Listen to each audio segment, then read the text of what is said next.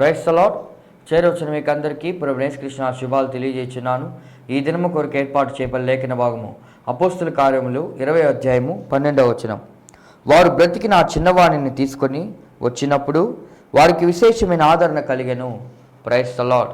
దేవునికి స్తోత్రం. హల్లెలూయా, హల్లెలూయా, హల్లెలూయా. మన ప్రభువును ప్రియరక్షకుడైనటువంటి యేసుక్రీస్తు దివ్యనామములో ఆయన హెచ్చవలసి ఉన్నది. హీ మస్ట్ ఇంక్రీజ్ అనేటువంటి ఆత్మీయ కార్యక్రమ వీక్షకులైన ఆత్మీయ బంధువులైన మీ అందరికీ నా హృదయపు లోతులో నుంచి ప్రత్యేకమైన వందనాలు తెలియజేస్తున్నాను. ప్రైజ్ గాడ్, హల్లెలూయా. ఈ సమయంలో మనం దేవుని వాక్యం ఏం చెప్తుంది, దేవుని వాక్యం ద్వారా దేవుడు మనతో ఏం మాట్లాడబోతున్నాడు, దైవ స్వరాన్ని మనం వినబోతున్నాం. దేవుడు మనతో మాట్లాడడానికి ఇష్టపడుతున్నాడు. మూగదేవుడు కాదు, అలిగి ఉన్న దేవుడు కాదు మన దేవుడు. మనుషులు అలుగుతారు, ఆడవాళ్ళు అలుగుతారు. అలా దేవుడు అలిగి మౌనంగా ఉండే దేవుడు కాదు, మౌన వ్రతం చేసే దేవుడు కాదు. దేవుని స్తోత్రం. చెవులు కలుగు చేసిన వాడు వినకుండా, కళ్ళు కలుగు చేసిన వాడు కానకుండా, నోరును కలుగు చేసిన వాడు మాట్లాడకుండా. ఈ మూడోది నేను చేర్చాలండి. మొదటి రెండు బైబిల్లో ఉన్నాయి. నోరు కలుగు చేసిన వాడు మాట్లాడకుండా ఉండునా, మాట్లాడించకుండా ఉండునా? ఆయన మాట్లాడగలడు, మాట్లాడించగలడు. దేవుని స్తోత్రం, హల్లెలూయా. కాబట్టి దేవుని స్వరాన్ని వినడానికి మనల్ని మనం సిద్ధపరచుకుందాం. చిన్న ప్రార్థన చేసుకుందాం. ప్రార్థన చేసుకొని ఈ కార్యక్రమంలో ముందుకు సాగుదాం. స్తోత్రం. ప్రార్థన. పరిశుద్ధమైన మా దేవా, మీకు వందనాలు చేయిస్తున్నాం. మాకు ఇచ్చిన మంచి దినము కొరకే మీకు వందనాలు చెల్లిస్తున్నాం. ఇదన మిమ్మల్ని స్తుతిస్తున్నాం, కొనియాడుతున్నాం, కీర్తిస్తున్నాం. 1000 నోళ్లతో స్తుతించినా మీ రుణాన్ని మేము తీర్చుకోలేం. ఈ సమయంలో మా ప్రభు మీ సన్నిధానానికి వస్తూ, మీ కృపాసనాన్ని సమీపిస్తూ, యేసు అనేటువంటి శ్రేష్టమైన నామములో మా సమయోచితమైన సహాయము దొరికే స్థలం ఇదని భావించి మిమ్మల్ని స్తుతిస్తున్నాం. ఈ సమయంలో మా ప్రభువా మీకు వందనాలు చేస్తున్నాం. ఈ కార్యక్రమం చూస్తున్న వారందరి కొరకే మీకు వందనాలు. వారిని మీరు పేరు పేరున మీరు దీవించండి. అనారోగ్యంతో బాధపడుతున్న వారిని మీ సంధానానికి తెస్తున్నాం. వారిని మీరు దర్శించండి. యేసు నామములో ప్రతి వారిని మీరు దర్శించండి. ప్రతి రోగిని మీరు దర్శించండి. తండ్రి మీకు వందనాలు చేస్తున్నాం. బీపీలతో, షుగర్లతో, క్యాన్సర్లతో, ఇంకా రకరకాల అలర్జీస్తో, రకరకాల ప్రాబ్లమ్స్తో, ఫ్రోజన్ షోల్డర్స్తో, గ్యాస్ ప్రాబ్లమ్స్తో,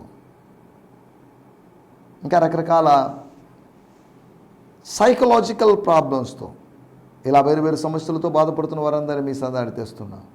మాకు తెలుసు నీ ద్వారా సమస్తము సాధ్యమేనని, నువ్వు సమస్తమును చేయగలిగిన సమర్థుడు అని.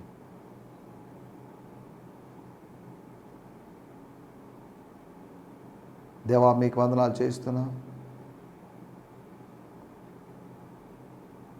ఈ సమయంలో కొంతమంది ప్రజలు అక్కడక్కడ టీవీలోను, యూట్యూబ్లోను మీ మాటలు వినాలని ఇష్టపడుతున్నారు. వాటిని బట్టి మీకు వందనం చేస్తున్నా. విమర్శనాత్మక ధోరణిలో ఈ కార్యక్రమాన్ని చూస్తున్న వారి కొరకు ప్రార్థన చేస్తున్నాం. విమర్శల ద్వారా కాదు, కానీ వాక్యాన్ని వివేచించడం ద్వారా, వినిపించబడుతున్నట్టు వాక్యాన్ని వివేచించడం ద్వారా వారి జీవితంలో గొప్ప మేలు మీరు కలుగు చేయమని అనుకుంటున్నాం.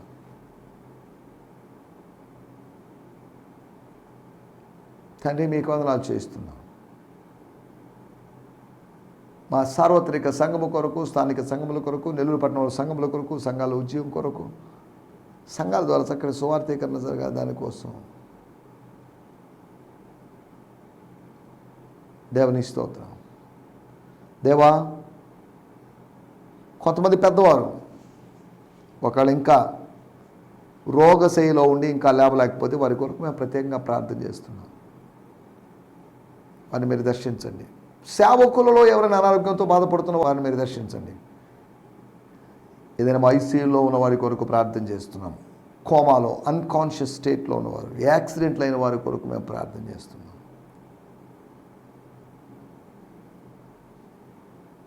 తండ్రి మీకు వందనాలు చేయిస్తున్నాను.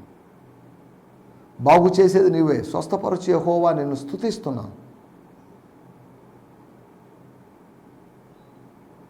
సమయంలో మీ మేలని స్వలను సరం విని మేము ఆత్మీయంగా బలపడి ముందుకు సాగుటకు సహాయం చేయమని అడుగుతున్నాం. యేసు నామములోనే ప్రార్థించడుగుతున్నాం పరమ తండ్రి. ఆమేన్, ఆమేన్, ఆమేన్, ఆమేన్. దేవునికి స్తోత్రం. హల్లెలూయా. ప్రార్థనలో ఏకీభవించారని నేను భావిస్తున్నాను. ప్రార్థనలో ఏకీభవించారనడానికి గుర్తుగా ఆమెనని పలికారని భావిస్తున్నాను. ప్రార్థనలో ఏకీభవిస్తూ మధ్య మధ్యలో ఆమెనని స్తోత్రం అని చెప్తూ ఉన్నారని భావిస్తున్నాను. ప్రార్థనలో ఏకీభవించడం అంటే మౌనంగా ప్రార్థన వినడం కాదు. ప్రార్థన వినడానికి మనం పిలువబడలేదు, ప్రార్థన చేయడానికి మనం పిలువబడ్డాం. ప్రార్థన గురించిన ప్రసంగాలు వినడానికి కాదు మనం పిలువబడింది, ప్రార్థన చేయడానికే మనం పిలువబడ్డాం అనే సంగతి మనం మర్చిపోకూడదు. దేవుని స్తోత్రం. హల్లెలూయా. మీలో ఎవరికైనా అనారోగ్యంగా ఉన్నట్లయితే వెంటనే మీరు మాకు తెలియజేయండి. నా 2 నంబర్లు ఉన్నాయి, ఇక్కడే డిస్ప్లే అవుతున్నాయి. ఒకటి ఐడియా నెంబర్, ఒకటి రెండవది జియో నెంబర్, ఒకటి 7036443613 అనే నంబర్ ఐడియా నంబర్. అంతేకాకుండా 9392293010 అనేది జియో నంబర్. కాబట్టి వీటిని మీరు కాంటాక్ట్ చేయండి. రెండింటికి వాట్సాప్ ఉంది.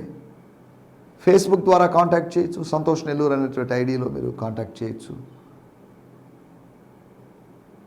తర్వాత ఇన్స్టాగ్రామ్లో, ఫేస్బుక్లో, మెసెంజర్లో, ఈమెయిల్ ద్వారా GFI HMI 2015. GFI అంటే గిడియోన్ ఫెలోషిప్ ఇంటర్నేషనల్, HMI అంటే హీ మస్ట్ ఇంక్రీజ్ 2015@gmail.com. ఇలాగా నన్ను కాంటాక్ట్ చేయడానికి వేరు వేరు విధానాలు ఉన్నాయి. కాబట్టి మీ ఆత్మీయ క్షేమం కొరకు మీరు నన్ను కాంటాక్ట్ చేయాల్సిందిగా మిమ్మల్ని ప్రేమపూర్వకంగా కోరుతున్నాం. ఈ సమయంలో శాంతి టీవీ నెల్లూరు ఛానల్ సబ్స్క్రైబ్ చేసుకోండి. నోటిఫికేషన్స్ వచ్చినట్లుగా బెల్ ఐకన్ క్లిక్ చేయండి. హీ మస్ట్ ఇంక్రీజ్ అనేటువంటి ఫేస్బుక్ పేజీలోకి వెళ్ళండి, ఫ్రెండ్ రిక్వెస్ట్ పంపించండి. దాన్ని ఆపరేట్ చేసేవాళ్ళు దాన్ని యాక్సెప్ట్ చేసినప్పుడు ఫేస్బుక్ సండే మెసేజ్ లైవ్స్ మీకు అందుబాటులో ఉంటాయి. మీరు వాటిని చూడొచ్చు, లేకపోతే వాటిని వినొచ్చు, ఆత్మీయంగా బలపడవచ్చు. స్తోత్రం. హల్లెలూయా. ఈ సమయంలో మనం నిన్న ఆలోచించిన విషయాలు, అనగా నిన్నటి ఎపిసోడ్లో మనం ఆలోచించిన విషయాలు, ప్రాణాన్ని గురించినటువంటి దర్శనం, అనగా మన లోపల ఉన్నటువంటి కాంపోనెంట్, మన లోపల ఉన్నటువంటి ఎలిమెంట్ గురించి, 1 of the 3 ఎలిమెంట్స్ గురించి మనం మాట్లాడుకుంటున్నాం. ఒక్క ఎలిమెంట్ గురించి, దాట్స్ ఆఫ్ ద సోల్.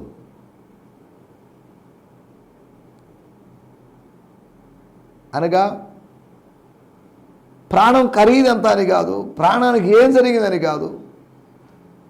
ఈ ప్రాణంతో సమస్య ఉంది, నా ప్రాణమా నాలో నీవు ఎందుకు కుంగి ఉన్నావు? కుంగిపోయే అవకాశం ఉంది, డిసప్పాయింట్ అయ్యే అవకాశం ఉంది, నిరాశ చెందే అవకాశం ఉంది. ఆత్మను గురించి కాదు కానీ ప్రాణం గురించి మాట్లాడుతున్నాడు. ప్రాణమైన ఆత్మైన, ప్రాణము ఆత్మ రెండు పెనవేసుకుని ఉన్నప్పటికీ కూడా దేవుని వాక్యము వాటిని విభజిస్తుంది. విభజించడానికి శక్తి కలిగినటువంటి ఆత్మీయ ఖడ్గం. నిన్న మనం ప్రాణదర్శనం, the vision of the soul గురించి మాట్లాడుకున్నాం. ప్రాణం అతనిలో ఉందండి, మీరు ఎందుకు వర్రీ అవుతారు? ప్రాణం లేకపోతే వర్రీ కావాలి, ప్రాణం లేకపోతే ఆడవాలి. అతని ప్రాణం అతనిలో ఉండగా దాన్ని గుర్తించకుండా మనం ఒక విషయాన్ని గుర్తించినప్పుడు, జీవాన్ని గుర్తించినప్పుడు మరణాన్ని గుర్తిస్తాం, మరణాన్ని గుర్తించినప్పుడు మనం ప్రలాపిస్తాం. దేవుని స్తోత్రం. హల్లెలూయా. ఐతుకు ప్రాణం పోలేదు, దేవుడు నీ ప్రాణం అడుగుచున్నారు, ఈ రాత్రి వారు నీ ప్రాణం అడుగుచున్నారు అని లూకా సువార్త 12వ అధ్యాయం ఉంది. కొంతమంది అడుగుతున్నారు ప్రాణాన్ని. దేవుడు ఈ వ్యక్తి యొక్క ప్రాణాన్ని అడగలేదు. అతడు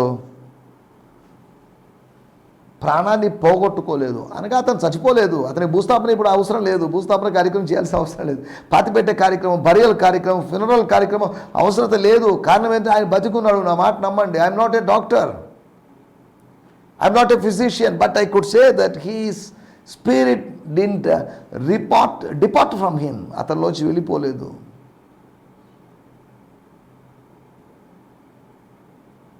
స్తోత్రం. ఒకవేళ వెళ్ళిపోయింటే నరుని ఆత్మ యెహోవా పెట్టిన దీపం కనుక ఆ దీపము ఆరిపోయింది. కొన్నిసార్లు ఆత్మ దీపాలు ఆరిపోతుంటాయి. నరుని ఆత్మ యెహోవా పెట్టిన దీపం. కాబట్టి ఈ ఐతుకు అనేటువంటి వ్యక్తికి దేవుడు పెట్టిన దీపం, ఆ మేడగదిలో అనేకమైన దీపాలు ఉన్నాయి, దాని గురించి కాదు. దీపము లాంటి వాడు, దీపాన్ని కలిగిన వాడు, దీపాన్ని పట్టుకున్నవాడు, జీవవాక్యమును చేత పట్టుకుని జ్యోతుల వలె ప్రకాశిస్తున్నారు.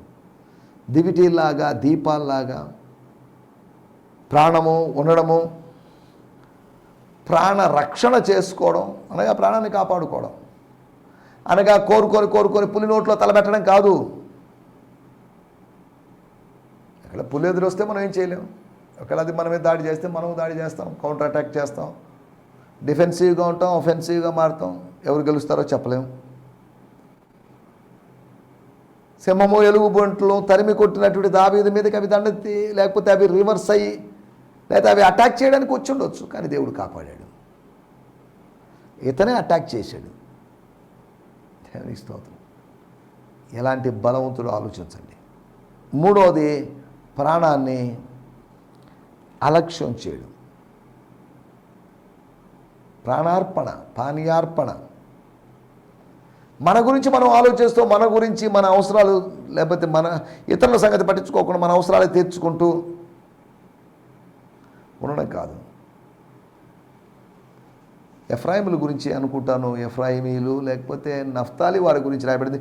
వారు న్యాయాధిపతుల గ్రంథంలో 5వ అధ్యాయంలో వారు తమ ప్రాణాన్ని లక్ష్య పెట్టలేదు. స్తోత్రం, హల్లెలూయా. ఇక్కడ కూడా నా ప్రాణాన్ని నాకు ప్రియమైనదిగా ఎంచుకోవడం లేదండి. అంటే నాకు అర్థం, నాకు ఏదైనా బతికినా ఒకటే, చచ్చినా ఒకటే. నేను ఎందుకు దీని గురించి ఎందుకు ఆలోచించాలి తీవ్రంగా? చంపేవాడు చంపనివ్వండి, నరికేవాడిని, నో ప్రాబ్లం. ఏదో ఒక రోజు చచ్చిపోవాల్సిన వాళ్ళమే, మరెందుకు భయపడాలి? పిరికోడు ప్రతిరోజు భయపడి సస్తాడట, కానీ వీరుడు ఒక్కసారి ప్రాణం అర్పించి చనిపోతాడట. స్తోత్రం, హల్లెలూయా. మనం ఆలోచిస్తున్న విషయాలు, నిన్నటి ఎపిసోడ్లో మనం ఈ విషయాలన్నీ ఆలోచించాం. తర్వాత 4వదిగా ఒక ప్రాణత్యాగ స్మరణ. యేసు ప్రభువు కలువరి శిలువలో చేసినటువంటి ప్రాణార్పణను స్మరించుకున్నటువంటి, జ్ఞాపకం చేసుకున్నటువంటి, గుర్తు చేసుకున్నటువంటి పౌలు ఆ సంఘ పెద్దల్ని పిలిపించాడు. సార్ రండి, మీతో కొన్ని మాటలు చెప్పాలి. Final words or farewell sermon. ఇదండి మంది యూదా మతం కాదు, మంది యేసు మార్గం. కాబట్టి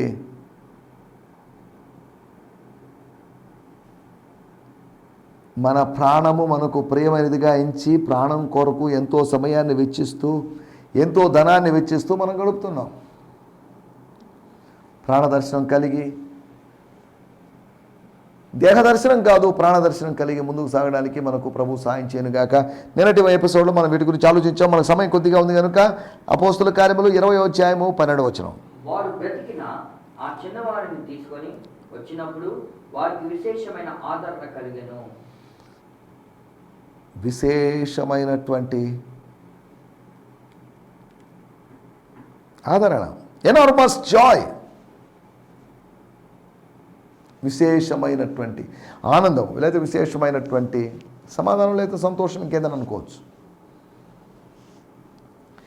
ఏం జరిగింది ఇక్కడ? సంఘానికి ఏం జరిగింది? త్రోయలోని సంఘానికి ఏం జరిగింది? సంఘానికి ఏం జరిగిందని కాదు, ఒక వ్యక్తికి ఏదో జరిగినప్పుడు, ఒక వ్యక్తి జీవితంలో ఎవరు ఊహించని కార్యం జరిగినప్పుడు, దైవ కార్యం జరిగినప్పుడు ఏంటి పరిస్థితి, దాని గురించి మనం ఏం అనుకోవాలి, లేకపోతే ఏం పాఠం నేర్చుకోవాలి. Filled with enormous Joy they took the boy home alive and everyone was encouraged. Hallelujah, స్తోత్రం. Everyone. సరేలే, దాంట్లో గొప్ప సంగతి ఏముందండి, చచ్చిపోయినోడు బతికాడు, ఏదో మిస్టేక్ జరిగింది, ఏదో అద్భుతం జరిగింది. మీటింగ్ కానివ్వండి సార్, మీరెందుకు ఉంటే మీటింగ్ ఆపుతారు? మీరెందుకు మధ్యలో కిందకి దిగెళ్తారు అని ఒక వర్గం అని ఉండొచ్చు. ఎందుకంటే వాడిని ఎక్కడో వాడు కుర్చీలో కూర్చోకుండా, కింద మీద కూర్చోకుండా కిటికీలో కూర్చుంటే మనం ఎందుకు ఊరుకున్నాం, ఇది మన మిస్టేక్ కదా, వాడి ప్రాణానికి విలువ లేదన్నట్టుగా ప్రవర్తించింది మనమే కదా అని అతను మాట్లాడవచ్చు. స్తోత్రం, హల్లెలూయా. ఇవి నిన్నటి ఎపిసోడ్లో మనం ఆలోచించిన విషయాలు. విశేషమైనటువంటి ఆదరణ కలిగింది అని ఇక్కడ రాయబడుతున్న మాటలు చూస్తున్నాం.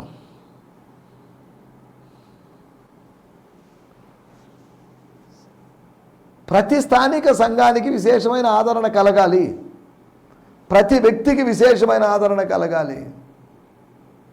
ఆ రోజు అందరూ ప్రార్థనకు వచ్చారని కాదు, అందరూ శిష్యులందరూ ఏకీభవించారని కాదు. Small they some small unexpected Paul గారు వస్తున్నారని ఒక చిన్న మీటింగ్ ఏర్పాటు చేశారు. ఎప్పుడు వెళ్తారు సార్? రేపు వెళ్తానండి, మండే ఎర్లీ మార్నింగ్ వెళ్తానన్నాడు.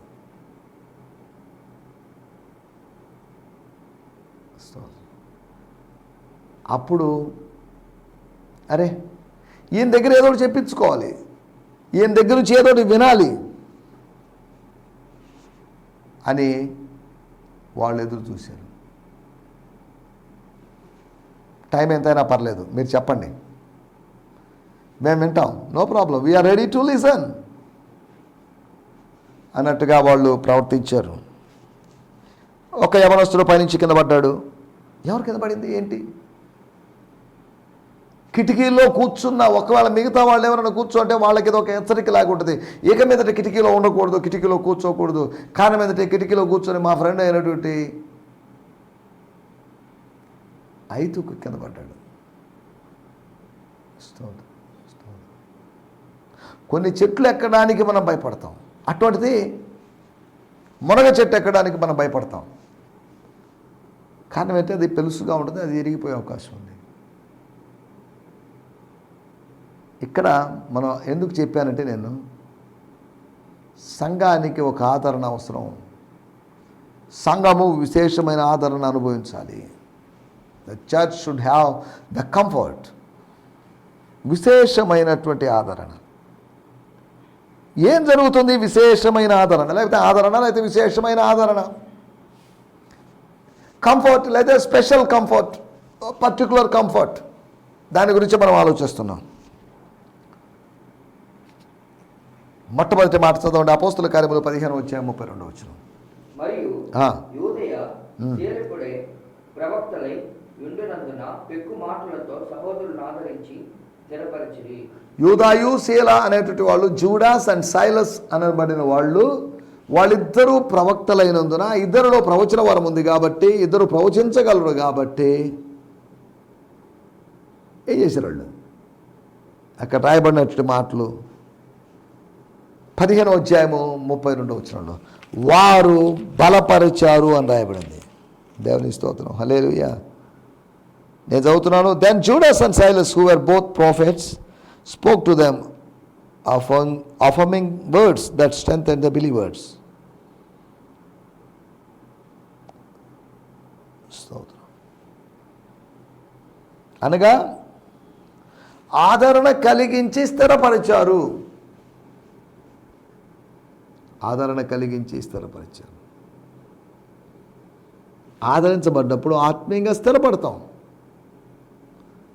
ఒక దైవికమైనట్టు ఆదరణ, మనం ఇన్నర్ పీస్ని మనం అనుభవించినప్పుడు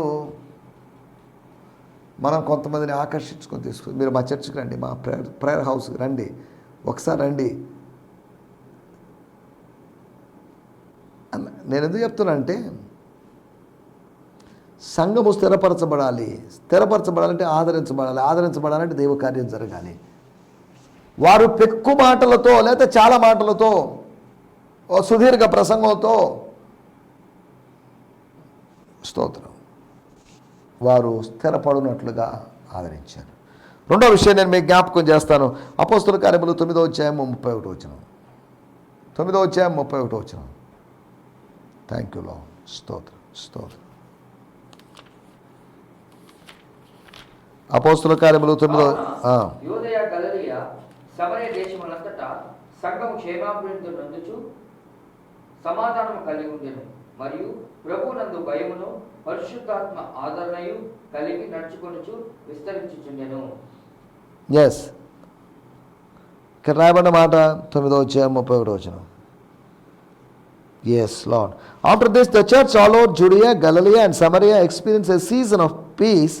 The congregations grew larger and larger, with the believers being empowered and encouraged by the Holy Spirit. They worshipped God in wonder and awe and walked in the fear of the Lord. స్తోత్రం. విశేషమైనటువంటి ఆదరణ అనే title కింద మనం ఆలోచిస్తున్నాం. ఆదరించబడి స్థిరపడ్డారని. రెండోది, వారు ఆదరణ పొంది విస్తరిస్తూ ఉన్నారని, స్ప్రెడ్ అవుతున్నారని, ఎక్స్పాండ్ అవుతున్నారని. మూడవదిగా మనం ఆలోచిస్తే 2 కొరింథీయులకు రాసిన పత్రిక 1వ అధ్యాయము 4వ వచనం. దేవుడు మిమ్మును ఏ ఆదరణతో ఆదరించుచున్నాడో ఆ ఆదరణతో వ్యక్తి శ్రమలలో ఉన్నవారు ఆదరించుటకు శక్తి గలవారు అవునట్లు ఆయన మా శ్రమ అంతటిలో మమ్మల్ని ఆదరించుచున్నాడు. దేవుడు మమ్మల్ని ఆదరిస్తున్నాడు. ఎందుకు? What is the purpose of God's comfort? చదువుతున్నాను. He always come alongside and us to comfort us in every suffering so that we can come alongside those who are in my painful trial. We can bring them the same comfort that God has poured out upon us as we just experienced abundance of Christ's own sufferings. Even more, God's comfort will cascade upon us through our union with Christ. Sorry.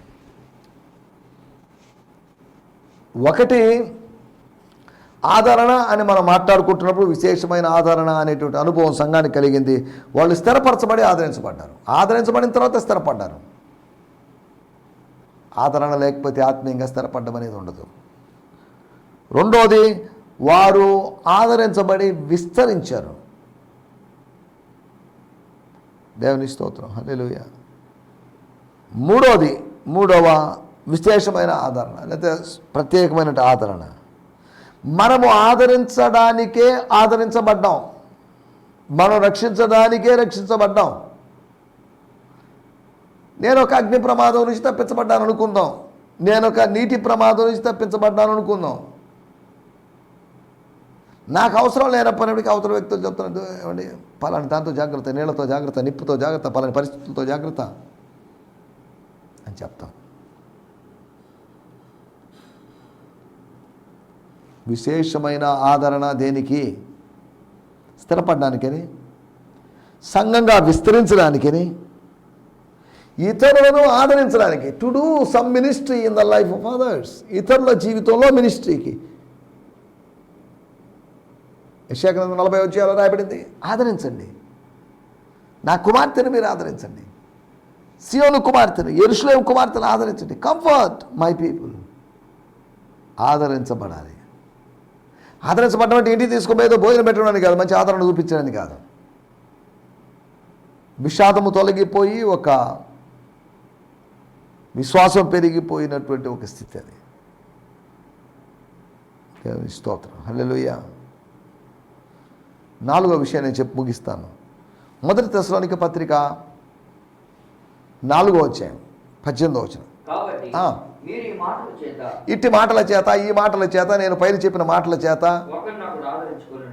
Yes, ఒకరిని ఒకడు ఆదరించుకొనుడి. Comfort one another. దేవుని స్తోత్రం, హల్లెలూయా. ఆదరణ కూడికలు పెడితే ఆదరణ రాదు, గుర్తుపెట్టుకోండి. దేవుని వాక్యం చేత దర్శించబడ్డప్పుడు వాడు ఆదరించబడతాడు. దేవుని స్తోత్రం. నిరీక్షణ లేని ఇతరుల వల్ల ఉండద్దండి. చాలామందికి నిరీక్షణ లేదు, చాలామందికి విశ్వాసం లేదు. నిరీక్షణ లేని ఇతరుల వలె ఉండొద్దు అంటే ఏంటి? నిరీక్షణ లేని వాళ్ళు జుట్టు పిక్కోవచ్చు, ఏడవచ్చు, గుండెలు బాదుకోవచ్చు, తలకాయ బద్దలు చేసుకోవచ్చు. ఏంటిదంతా నాకెందుకు జరిగిందని అలా ఉండొద్దు. మీరు బీ డిఫరెంట్, ప్రత్యేకంగా ఉండండి, భిన్నంగా ఉండండి, మామూలుగా ఉండొద్దు. స్తోత్రం. అన్ని జనుల్లాగా ఉండవద్దు, ఇక మీదట అన్ని జనుల వల్లే నడుచుకునవద్దు అని ఎఫెసీ పత్రిక 4వ అధ్యాయంలో రాయబడింది. నా మాటలు నేను ఇక్కడ ముగిస్తున్నాను. ఆదరించబడిన తర్వాత స్థిరపడవచ్చు, ఆదరించబడిన తర్వాత విస్తరించవచ్చు, ఆదరించబడిన తర్వాత ఇతరులను ఆదరించవచ్చు, ఆదరించబడిన తర్వాత